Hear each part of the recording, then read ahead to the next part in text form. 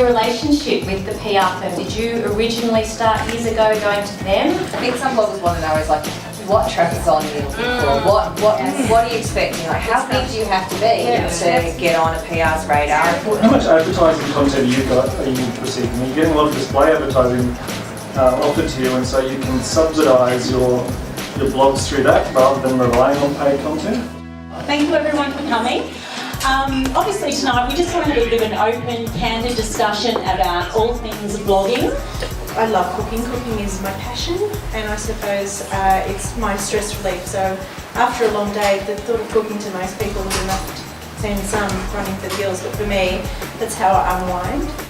For me, I wanted to create a blog that was, showing women that it doesn't have to be like that. You can balance motherhood, be a wonderful mother and still chase your own dreams as well. So Mojito Mother is my mummy blog that kind of has that angle. My main blog is Playing with Kids. I've been blogging on there for about 3.5 years now. My main reason for getting into blogging was I'd been out of the paid workforce for about 8 years. I'd had 4 kids at that stage. And I got to the point where I just sort of thought, I need something for my brain.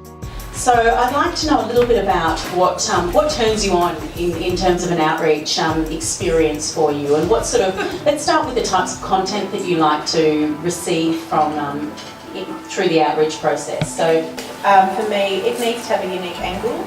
I'm more into unique opportunities. I don't want to share opportunities with other bloggers, and I know that's not very nice, but I think I read a lot of blogs, as do most of the people in the room, and I don't like to read the same content on a lot of blogs all the time. That really drives me bananas. For me, I'm interested in experiences. So obviously with the travel blog, we get to have a lot of travel experiences, trips away or stuff like that. So and the unique angle too I like as well.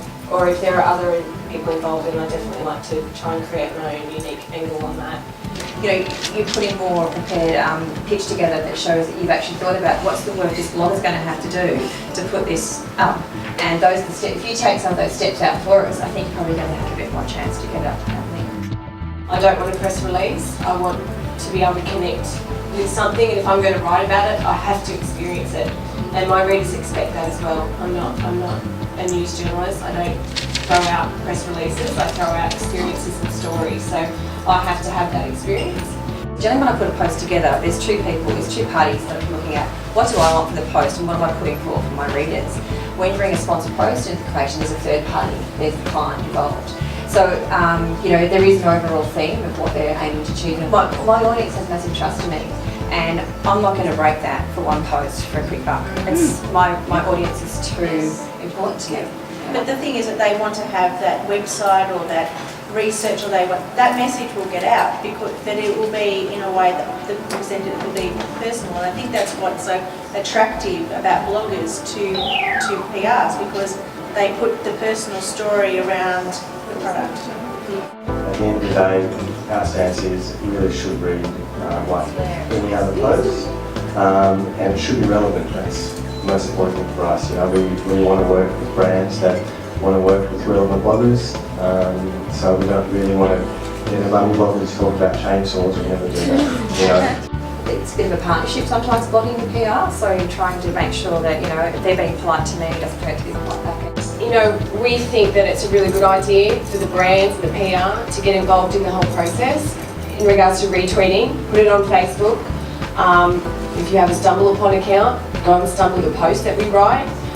Comment, all that kind of stuff. It's kind of like the whole Jerry Maguire thing, help me to help you.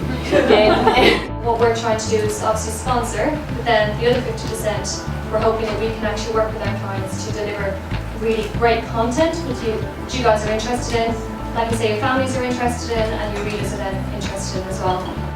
It's amazing how much the space is growing here. I think what's really different about social media in Australia is that I just see tons of passion and brands really eager to work with bloggers, whereas I think in the States, for whatever reason, it's much harder to get that buy-in.